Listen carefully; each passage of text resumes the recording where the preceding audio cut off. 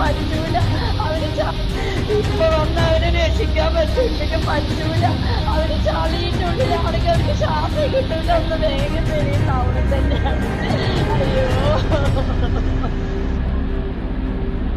Village റോഡിന് ഇവിടുന്ന് അങ്ങോട്ട് കടന്നു വരാൻ പറ്റൂല, വരും വെള്ളമാണല്ലോ. ആൾക്കാർ കുറെ പേര് ഇപ്പുറത്ത് നിപ്പുണ്ട്, വെളിച്ചവും ഇല്ല, വെട്ടവും ഇല്ല, ഒന്നുമില്ല. എങ്ങനെ അങ്ങോട്ട് പോകും? നമ്മൾ ആ ഇസ്കയും മറ്റേ ആ പ്രദേശം